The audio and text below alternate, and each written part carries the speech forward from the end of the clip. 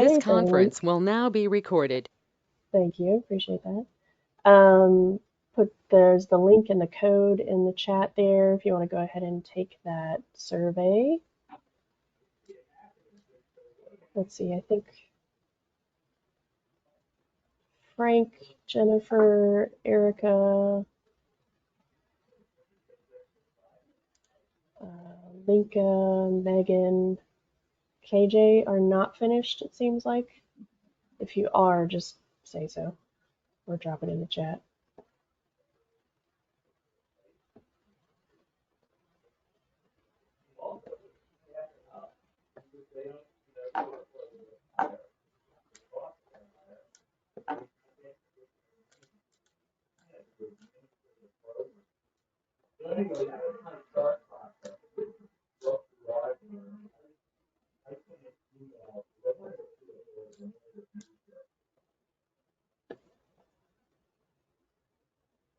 Kim, I think this is maybe the first time you haven't been in a car for one of our meetings.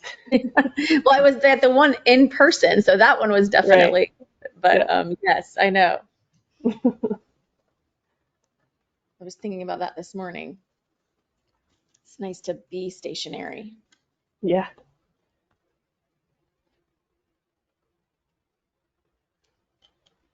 So as the last few people, it looks like a few of you are finished. Let's give it 2 more minutes for y'all to finish up. And then Blake, if you want to pull the results at 11:48.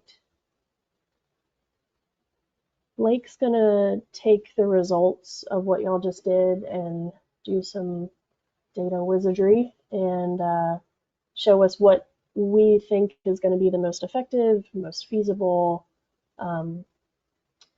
campaign for this working group. So I know we want to do some aspect of research, but we haven't necessarily settled on what part of that. I know we've talked about pushing forward some different trainings for law enforcement, some additional or expanded or just renewed studies that have been done in the past on manatee populations, voter compliance with manatee zones, that sort of thing. So I think that the survey that we just took is going to give us a good starting point for, even though this is not like hard data for sure, it's just a survey of people here. I think it will give us something to sort of look back on, like, this is why we chose to move forward with this campaign. So just having a little bit more of a data-driven approach than just like crowdsourcing within the meeting itself. So hopefully that's helpful. So Blake, it's 11:48. Are you good to pull those numbers at this point?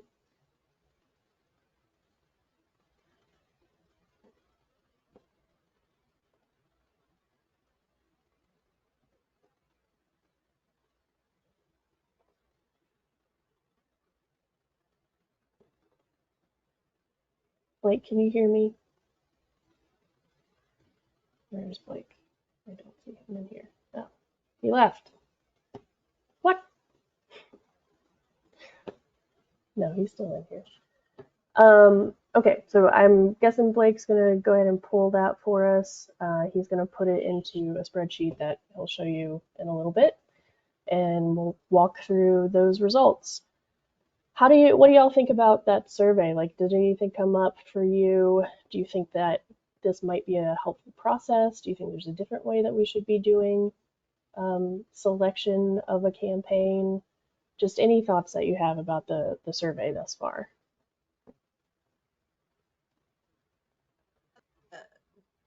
A good piece of information just to kind of see where we're all at, because I think we're all coming from different lenses,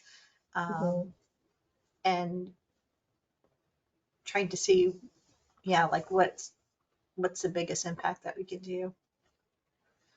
Yeah.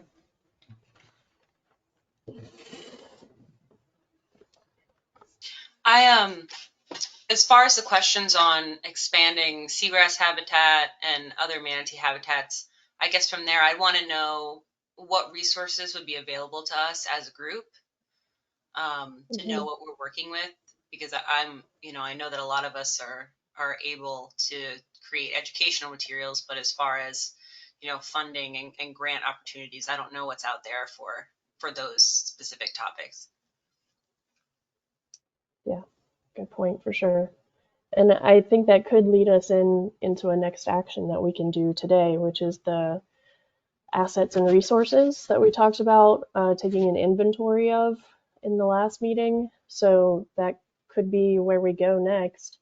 But any other thoughts about the survey too before we move on? And then we'll do a quick round of introductions because I think we have some people that are new to the group. But any other thoughts on the survey before we move on?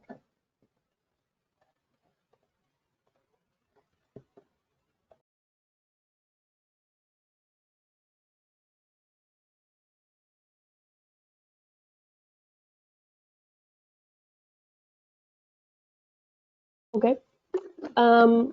Since we do, I believe, have a few people who haven't met yet here, if you are okay turning your camera on, that would be great so we can meet and see each other. And let's just do a quick round of introductions. Just say your name, pronouns if you want to, where you work if it's applicable to this work. And maybe that's it. No, actually, I would love to know also where everyone resides. I know some of us aren't in the Tampa Bay area, but most of us are. So my name is Jessica, she, they pronouns. I work at the Tampa Bay Estuary Program, and I live in St. Pete. And I'll go through it with y'all. So Frank, you are next on my screen. Frank DeJohn. One second. That's okay. Hi, Yeah. my name is Frank DeJohn. I work for the Fish and Wildlife Research Institute in St. Petersburg with FWC. I don't currently work with manatees. I work with fisheries dependent monitoring, but I do know a lot of folks who do, so I'm sure there would be some great resources there. Cool. Thanks, Frank. Carly, Of you're course. next. Thank you. I am Carly Jones. I am the new Science Communication Coordinator for the Tampa Bay Estuary Program, and I am in St. Pete. Thanks, Carly. TJ, Tier, you're next.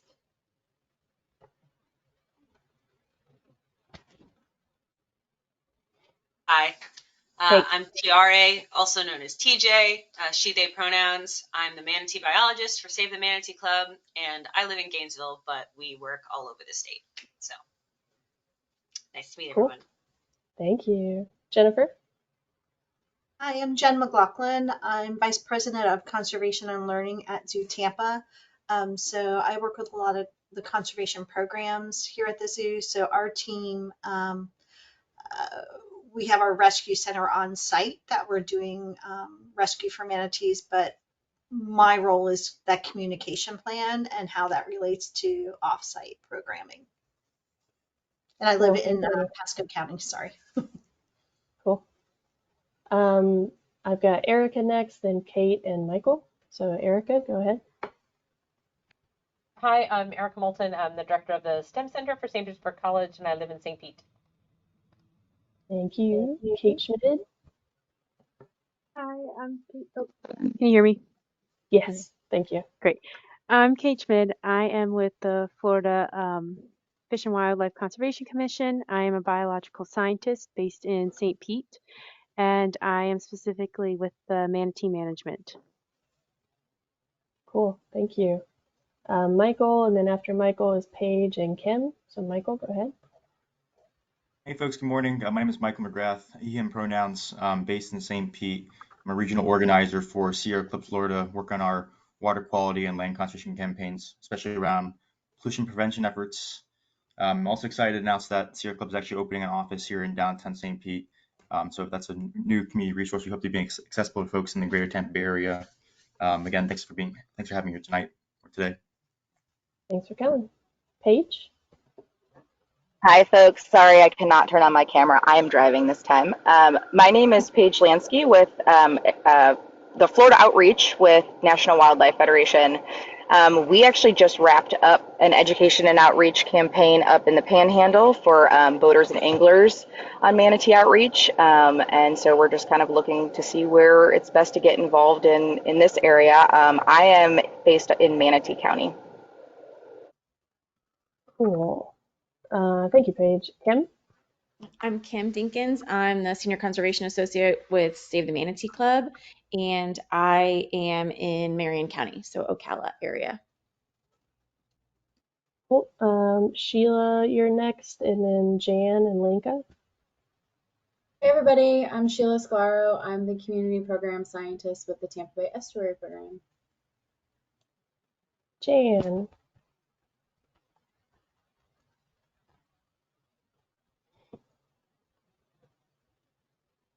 Jan, I see you're unmuted, but I don't hear you yet.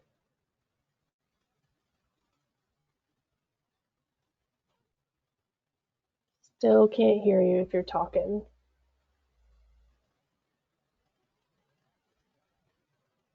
I don't know. We'll figure it out. But Jan is the one of the co-chairs of the Community Advisory Committee, which the Manatee Awareness Coalition is a subcommittee of the Community Advisory Committee, just a FYI.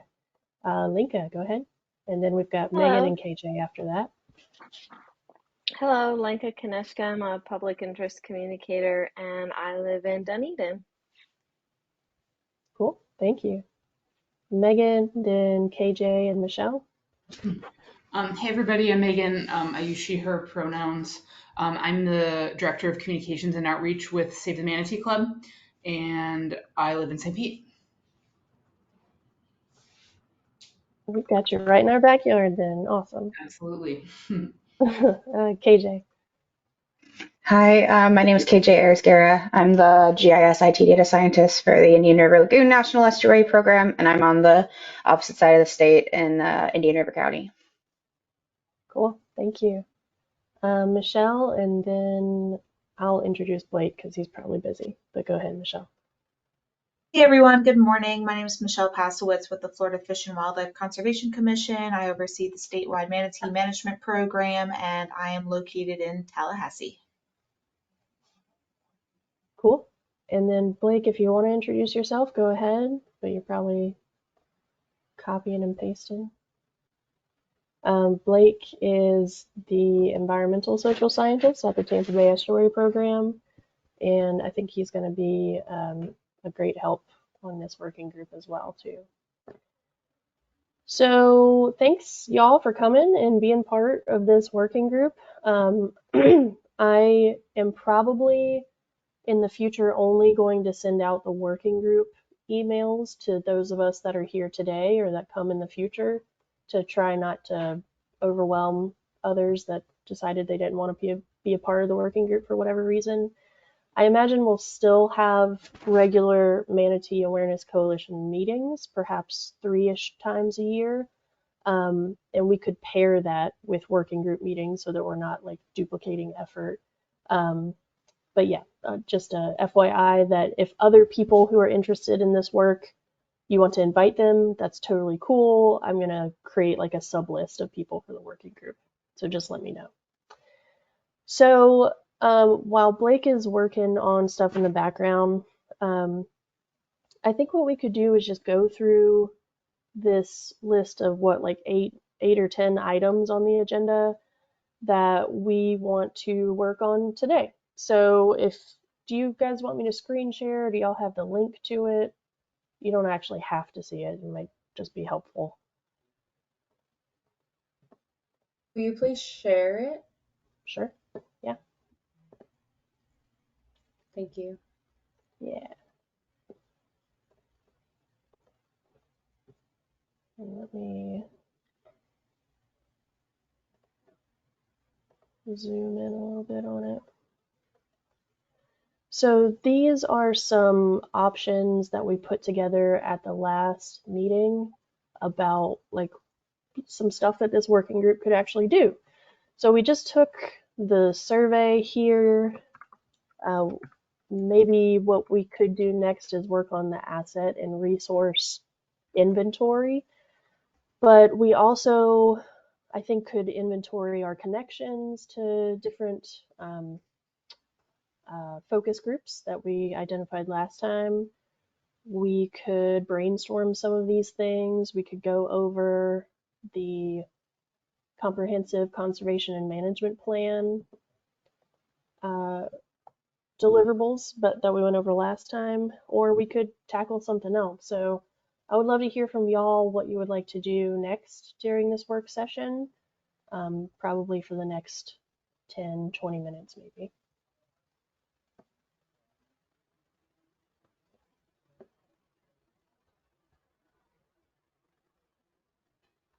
And you can feel free to just come off mute or throw something in the chat, whatever you would like.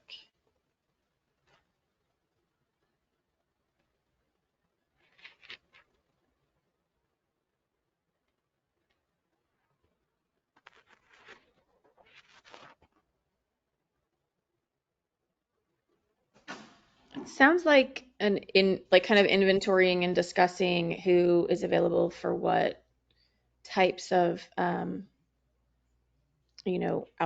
education and outreach research would be appropriate to get started. I've got one nod for that. Anyone else agree or think we should tackle something else? TJ, thumbs up. Yep. Cool. Let's do that. So I started putting together a spreadsheet. Can you see? No, it's only sharing. I'm gonna share this tab. Can y'all see that spreadsheet? Yeah. I started putting this together just with some examples. So we could continue to add to this. It is linked in the agenda, but let me make sure that y'all can all edit this too.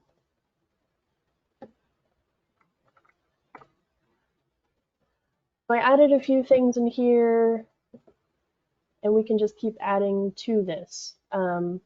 So assets and resources, these are anything that could be helpful for any sort of manatee work. So whether it's a physical, literal sign that we have left over, like this example, the manatee friendly neighborhood signs that I found in our storage unit, or it could be staff like Save the Manatee. They're obviously pretty focused on this sort of stuff, as well as Zoo Tampa. So let's continue to add to this. If you want to just type things in, you can, or come off mute and let us know what sort of resources that you know of that are available, even if it's just a handout, a boater guide, or whatever it is. So yeah, just this is going to be like all of us sort of working together. And Frank, would it be possible? Yeah, that certainly is a tactic that we can use for sure. Paige, I think it was you that said you just wrapped up a panhandle outreach campaign. Can you tell us about some of the resources from that maybe that we could borrow or steal? So before I make any promises on that, so we actually passed that program off to the Pensacola and Perdido Bay Estuary program.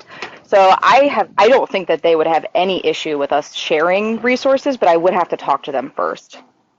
And who was the outreach to? So it was primarily boaters and anglers. We also did like boat rental companies. We did some distribution to coastal businesses and like condo communities, and we did some general outreach as well. Cool. So let me talk to them first, I would say, and then once I've had a conversation with them and see if they're willing to sort of collaborate and share some of those resources, then I can get back to you. Okay, cool. Thank you.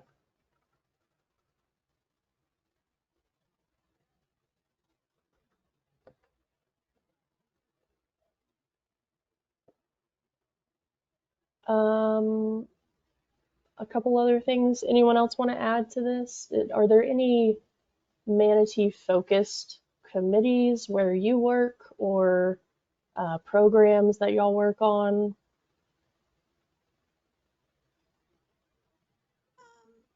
The zoo is on the MRP on the animal side, but then also on the education outreach side of it.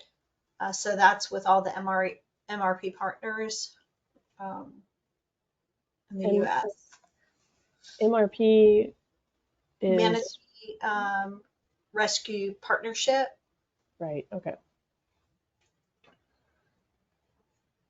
Yeah, I wonder if the MRP should be its own resource listed.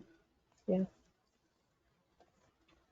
Because they're doing things from, so we'll work with like a couple of manatees that we have at the zoo actually went up to Columbus Zoo, and that's where they're getting beefed up before they go back out. And so Yeah. when we went to go up there, you could see they have all the voter awareness signs up there at the zoo, connecting what's happening here in Florida. Cool. And I think Save the Manatees on that, and then just Moat and a bunch of people.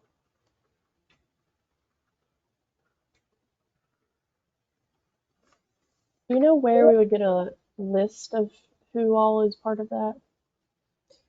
Yeah, I will.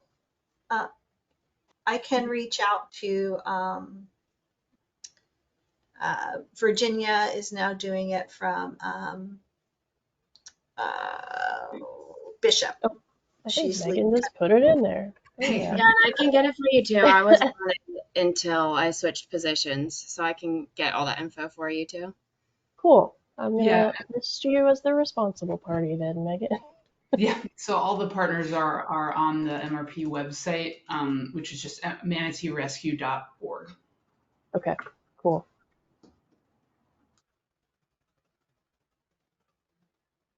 I made a new tab for website in case people have links to those resources they want to share in there. Cool. Thank you. Blake says that he's got the results from the survey ready, but his Wi-Fi is not cooperating super well. Blake, how's it doing right now? Do you want to give us some results, or do you want me to do it? If you can even hear Yeah, me. I can. It might be safer for you to share your screen. Okay. But I can talk, and then if I start going in and out, you can just stop me and take over. Got it.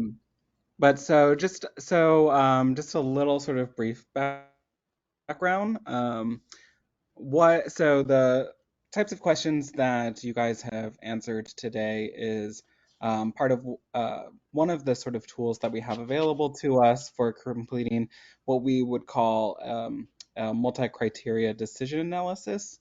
And so this is a very common way for stakeholders to prioritize different types of actions across different and sometimes competing objectives that they might have.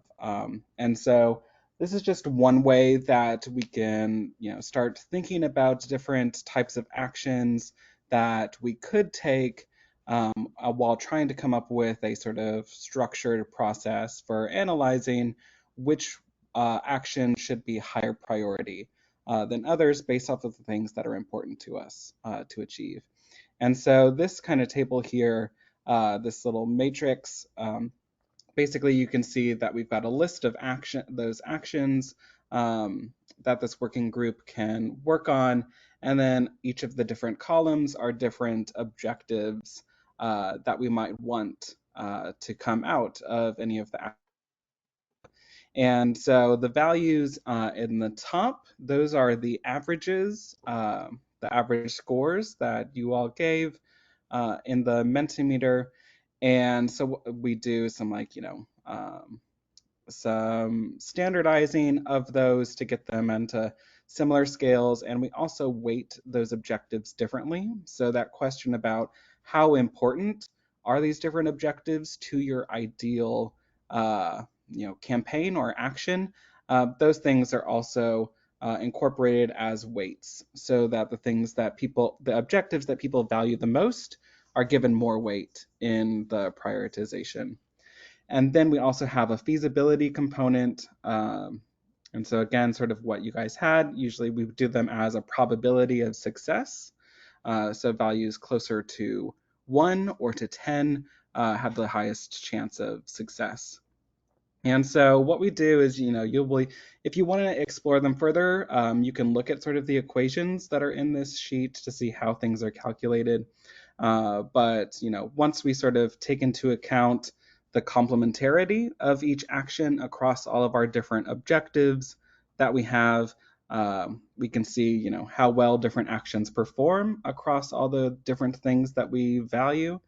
The overall score then takes that complementary score and then considers feasibility. So if something is very unlikely to be able to be done or accomplished, it gets a much lower score, even if it has a high complementarity score. And then we just do a ranking of those scores to give us a suggestion for potential priorities for all of those things that we voted on. And so in this case, you can see that the action with the best overall score, based on what everyone voted for, comes out to be Coastal Resident Education and Outreach Campaign, followed by Boater Education and Outreach, and then Coastal Business Education and Outreach.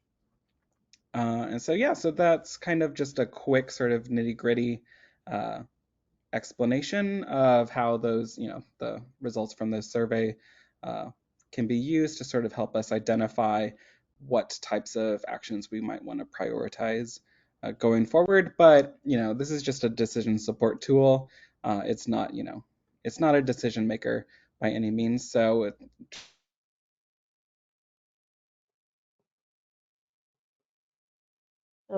just also discuss, does this kind of come out the way that you maybe had been thinking about what you think?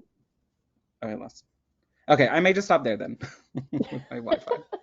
Yeah, you started going out a little bit at the end, but cool. I personally think this is really helpful. I think it helps sort of give us some focus. I do think it's interesting that the law enforcement training is something that we're basically ready to pursue, yet it is the lowest on the list for us. So that's interesting.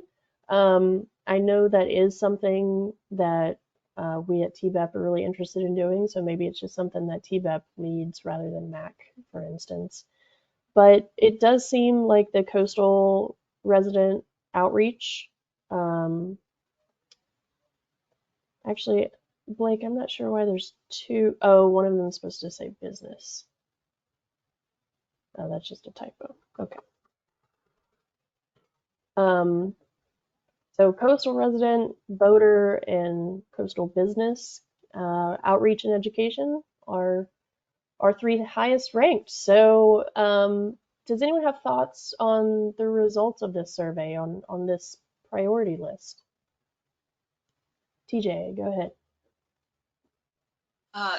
So just from previous interactions we have had with trying to provide additional education to law enforcement, it just can be difficult, and I suspect that might be one of the reasons it's ranked the lowest, is just like the cost and time and whether we as this group have connections with law enforcement to actively be able to provide that education.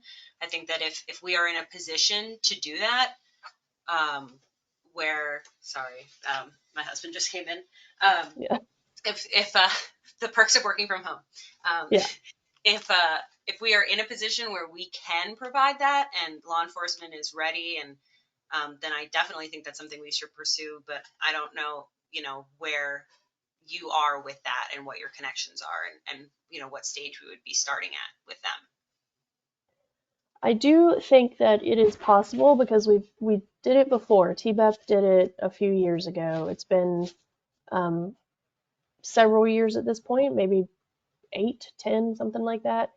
But we did do that, and I do think there is some options. I think there are some options there because like there's a seabird, a nesting shorebird training that FWC takes part in. At least some of them do. I don't know the extent of that program. So that could be something where we pair up with the shorebird people to add manatee education to that. And I especially think, like, most people think of FWC law enforcement, but I also think we should consider focusing on the coastal counties that have sheriff's departments with marine units. They might be a lot more open to additional training and input. And so I do think it's feasible, and I'm not sure how helpful it would be, frankly. I think that's something we have to think about too. But yeah, TJ, you definitely brought up good points there. Hey, And Jessica. yeah, So I actually was just talking to Holly Short with the yeah, Shorebird Alliance about this training, yeah, because we were considering potentially doing the same thing up in the Panhandle at the time, and now that we've passed it over, I will say prior to doing that training, they did put out a survey to analyze kind of, the knowledge and understanding of FWC officers like prior to doing the training and whether that would be like worth it. I wonder if that is not something that we could easily pull together to send out to law enforcement officers to figure out whether it's something that's really necessary. yeah. That's a really good point for sure.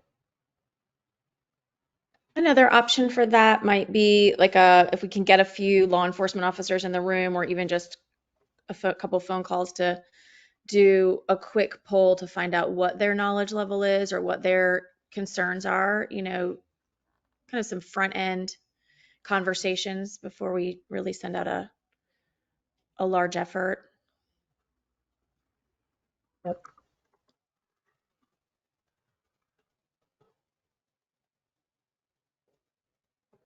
Any other thoughts about the results here, y'all? Does what? I guess Yeah, so. go I'm ahead. I'm new. I'm new. Can folks hear me? Yeah, sorry. Okay. Anyways, so I'm sorry. My name is Michael, but I'm still new to these calls. So forgive me if you guys already hashed out in the past. I guess my question is when we're doing this outreach to these different constituencies, like what's kind of the conservation ask that we're going to be trying to do to these different groups? Is it going to be about, boater safety, entanglements, or about, managing stormwater better to prevent pollution, to, improve seagrass conservation efforts? I guess that's kind of a question I have because I think there's a great opportunity here to kind of think about how we present those asks and also requests to these different constituencies when we're doing this outreach, and what kind of behaviors we actually want to change realistically. So that's just kind of the question I wanted to ask the group. I'm sorry if you guys already hashed it out in the past, but I'm just still trying to understand what exactly you all want to do with when it comes to your conservation request. I think that is still open to like what we choose to pursue. There's so many options, of course. Like with boaters, I think in general, the ask is to respect manatee slowdown zones, to pole through those areas, to prevent prop scarring of seagrass meadows, that sort of thing. For coastal residents, it could be a combination of stormwater and manatee etiquette is what we've been calling it. So not giving them water off of your dock, that sort of thing. But also fertilizer is a big part of that if you have property along the waterway. And then for businesses, I think it depends on the type of business. So boat rental companies or something we've talked about targeting, that could look something like asking them asking them to provide training to people that are renting boats about respecting slowdown zones, or if they're a non-boat company or a non-eco tour company, it could be more stormwater focused or something like that. So I think it depends specifically on who is targeted within each of those groups would determine the ask that we would make of them. But that is certainly a good point because it is nuanced for sure. I know that the manatee outreaches that we've been doing a lot. We have a lot of children that we're engaging, so we've kind of heavily focused on just empathy towards a species because some of the pieces they were not able to kind of understand how or connect to an action.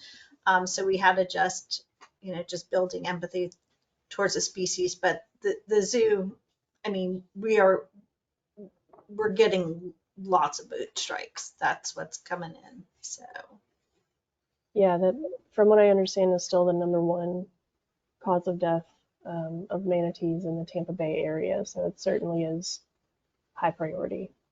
And Michelle, I'm just reading your message.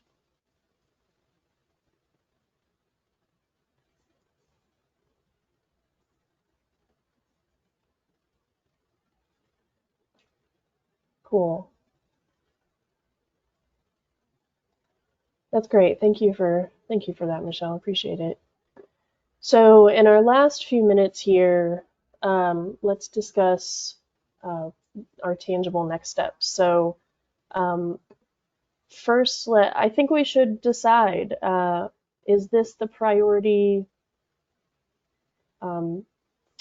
ranking that we're going to go with, or do we want to just use this as a tool and not necessarily copy this? Of these 6 actions, should these outreach components be our top priority? I think that's sort of a good yes or no question that we should answer. I think these represent at least the lowest hanging fruit. I mean, we have a lot of the organizations on this call have a lot of these materials, and it might just be a matter of deciding which materials to use and how to use them, and then going out to the right places.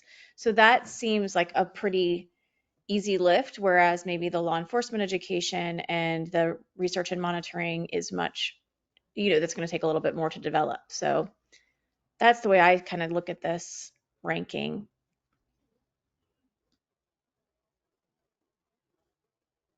Anyone else have thoughts on that?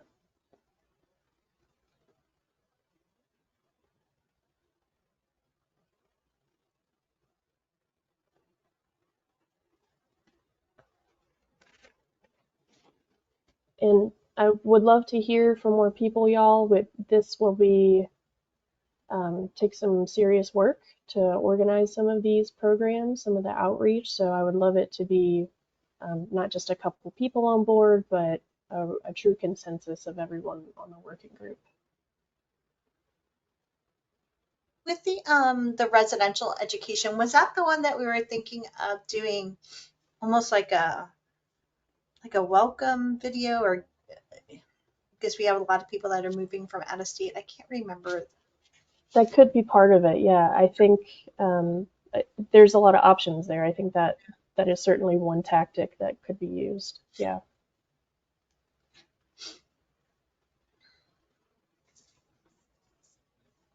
Well, let's do this. So if you think that the first 3, Michael, do you want to go ahead?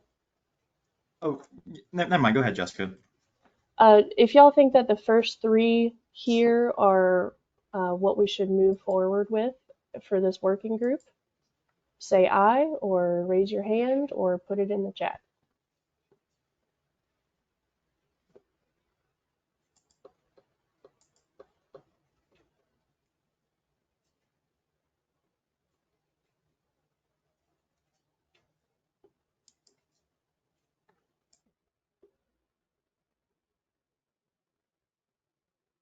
Cool.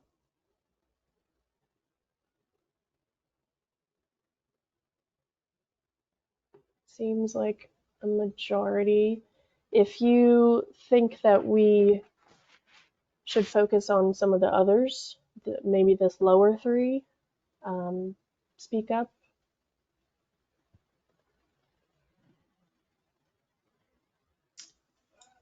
I think it's definitely worth focusing on law enforcement training, but it might need to be a separate working group with specific plans and because I think that one needs, versus coming together with the materials we already have, that one will likely require the creation of some new materials and people who have direct connections and can start like a planning process. So it's a lot more involved than potentially what we would be doing in this group. Not that we wouldn't be organizing things like outreach, education days, things like that, but I think that like a specific training for law enforcement would probably need to be a smaller, more focused group. Understood. Anyone else have thoughts about that?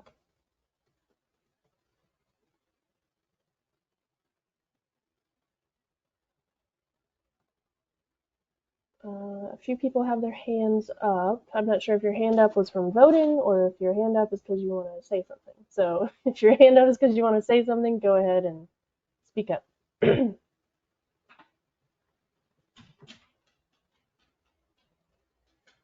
Michael, I see your comment. Hi, I had a quick comment. The top three are all education and outreach campaigns. I'm wondering if there could be some crossover whereby a coastal resident educational material could be revised slightly and used as a business tool. I'm not saying there are not different audiences, but I wonder if adding one of the other categories like the Manatee restoration would also allow for more opportunities for more people to provide more skills if we think it's all three are too sort of similar in that they're all education outreach campaigns. I just want to offer that devil's advocate thing. I agree with that. I agree exactly what she says. Yeah. So I just have a question. What would manatee habitat restoration look like? And I'm sorry if this has already been discussed in the past. So it could look like just including those communications in the outreach. That could be like the lowest level, easiest thing to do. But it could also be like strategically reaching out to local agencies, probably like cities and counties, to let them know about funding opportunities. The Tampa Bay Environmental Restoration Fund that we manage is one of them, but another could be some of the state appropriations and federal appropriations. And Michelle, if you want to add to that, go ahead. Yeah, those are all really good ideas, Jessica. And just to continue that thinking, I've seen some other estuary programs either lobby for funding or take the lead on planning restoration days, planting days, or cleanup days, oyster restoration type of events. And so there might be something that this group could organize to bring in volunteers, and then this group would manage the permitting and everything else associated with that. But that could be an actual hands-on restoration project that could be managed. So we do have the Give a Day for the Bay volunteer events that I coordinate typically with one other partner or a couple other partners throughout the watershed, and we hold one event every month. So if that was of interest to the group, I would totally be interested in working together to plan a habitat restoration or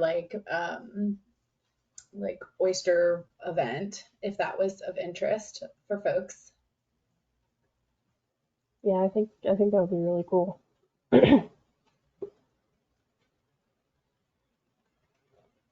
And Michael, I wanted to go back to your comment. Yeah, we definitely need to do some list generating and some data, some contact building, because as I mentioned in the emails and have said at every meeting, we don't really have any business representatives. We don't have any industry representatives from fisheries any longer. And I don't think we have any law enforcement representation either. So these are all things that we need to address probably through some sort of list building. So Jessica, we do have a couple contacts with Freedom Boat Club. So I could give you their contact or help to make or facilitate that introduction so that maybe you can Cool. get them involved in it. Yeah, that would be awesome. Thank you. They've expressed interest in participating in and like getting more involved in some of our programming, like our Seagrass Prop Scar campaign. So I'm sure they would be interested in participating in this as well. Thank you. Cool. That'd be great. So Yeah, I guess real quick also, like, just my comment. I guess the question I guess kind of had was like, you know, who I guess is gonna be the holder of these contacts, I guess, you know, within this group. You know, obviously we all represent different organizations and have different interests, but if we're like doing the work and some of the outreach, I just want to kind of, that's maybe it's just something we can talk about in the next call, like how we actually share those information we do when we're doing the outreach. Of like, you know, if the Sierra Club's doing outreach, or if TBP is doing outreach, or SMC is doing outreach, then like, you know, how are we going to share that information, I guess, or the contacts like coordinate. Yeah. Does that make sense, guys? Or like, how do we like build like a list we can send out like emails to like once every 2 weeks or a month or whatever, right? And just have some sort of shared agreement, I guess, around that. So that's all. Yeah. Yeah, I think that's something we need to figure out too. For now, as of right now, the TBEP has the Manatee Awareness Coalition contact list. So this is what I think we should do since we're wrapping up the meeting today. I think that our sort of like homework assignment should be to add items into this spreadsheet, the Manatee Assets and Resources in Tampa Bay region. I'm also going to send out another doodle poll to have our next meeting. At that meeting, I would really like us to decide on like a regular time that we meet, so we don't have to do a poll each time. So at the next meeting, just come ready with your calendars with suggestions for when and how often we should meet and that sort of thing. Also, I added this tab here for people. I think that it would be great to start building a list of people that are in the fishing industry, the eco tour industry, the boat rental clubs, that sort of thing. So anyone who might have even a tangential relationship there, if you can add their information here, and I'll put some headers here as well, because we're gonna have to start like hitting up people to be like, hey, would you be interested in XYZ?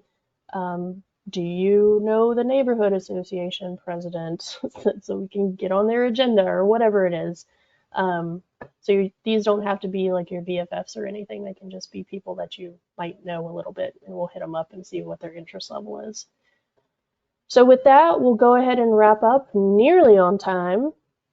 But I do appreciate y'all for coming today. I'm really excited about continuing to move forward and actually getting some of this cool stuff done, and having some good outcomes. So I appreciate all of you.